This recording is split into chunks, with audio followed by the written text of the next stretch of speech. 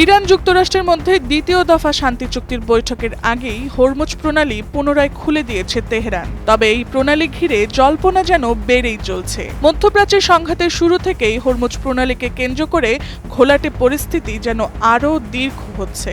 সম্প্রতি ইরান এবং ট্রাম্পের দেয়া বক্তব্যের সাংঘর্ষিকতায় আন্তর্জাতিক মহলে উত্তাপ ছড়িয়েছে।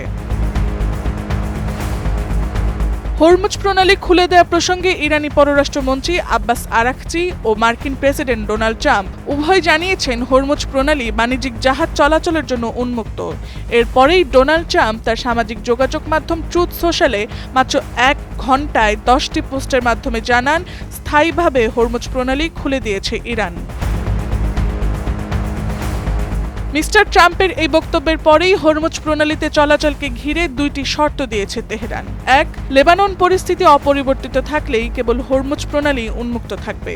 2. হরমুজ প্রণালী দিয়ে কেবল সামরিক জাহাজ চলাচল করতে পারবে, তবে সেক্ষেত্রে অবশ্যই আইআরজিসির অনুমোদনপত্র দরকার হবে।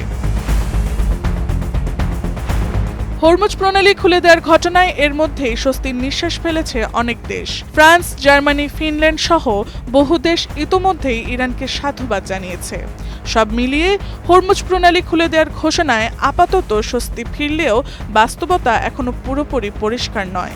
একদিকে ইরান ও যুক্তরাষ্ট্র উভয়ে প্রণালী উন্মুক্ত থাকার কথা বলছে, অন্যদিকে শর্ত, অনুমোদন এবং আঞ্চলিক পরিস্থিতি ঘিরে রয়ে গেছে বড় ধরনের অনিশ্চয়তা। ফলে মধ্যপ্রাচ্যের উত্তেজনা কমার বদলে নতুন করে কূটনৈতিক ও সামরিক হিসাব নিকেশের অন্যতম কেন্দ্রবিন্দুতে উঠে এসেছে হরমুজ প্রণালী। এখন দেখার বিষয়, আসন্ন শান্তি বৈঠক এই ধোঁয়াশা কাটিয়ে স্থিতিশীলতার পথ তৈরি করতে পারে কিনা। Tasnuva Sanjida, Times today.